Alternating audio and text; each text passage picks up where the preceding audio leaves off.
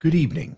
A staggering new report reveals that BYU, owned by the Church of Jesus Christ of Latter day Saints, is offering up to $4.5 million in NIL money to AJ Dybantsa, the number one overall men's basketball prospect for 2025.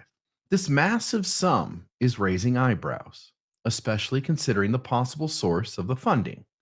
Could some of it be coming from tithing donations of everyday church members?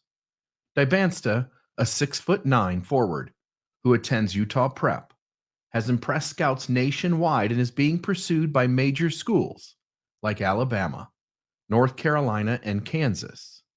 But it's BYU's jaw-dropping NIL offer that seems to be turning heads. An offer of $4.5 million for a high school athlete.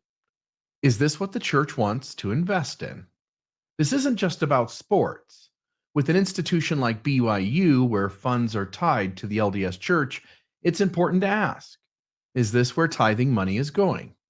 Every year, church members faithfully donate 10% of their income, believing it will be used for spiritual purposes, humanitarian efforts, and supporting church programs. But when millions are being funneled into recruiting a basketball player, questions arise about the church's financial priorities.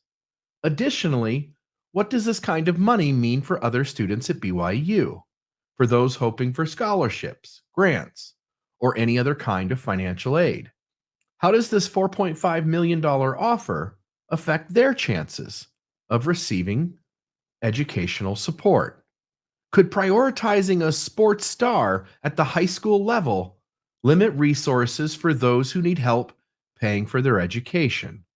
And if BYU has this much cash to throw at athletes, what does it say about the church's broader motivations? Is it about spiritual growth, or has athletic prestige become the real focus? This type of spending begs deeper questions about the direction and values of an institution claiming to prioritize faith and education. But beyond all these questions, maybe such is just more simple than that.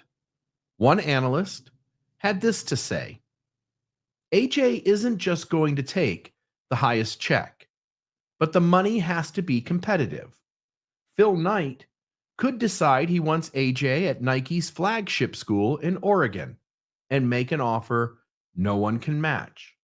But outside of that, I believe BYU boosters will offer whatever it takes and will be AJ's highest offer, whether that be 4 million, 5 million, 6 million, etc. Getting AJ would mean more to BYU than any other school.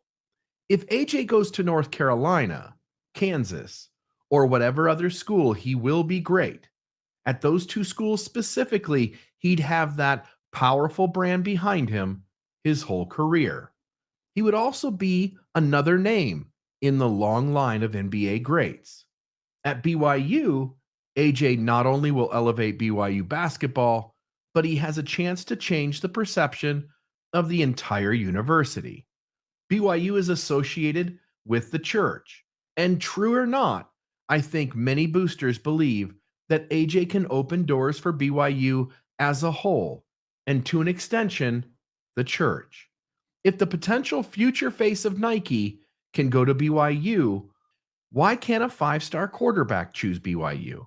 And for a university like BYU that can seem weird to outsiders as a strange, mostly white university tucked away in Utah, having AJ associated with BYU his whole life can open doors and break down barriers. And if BYU is in the public spotlight, does that have a marketing impact for church and missionary efforts?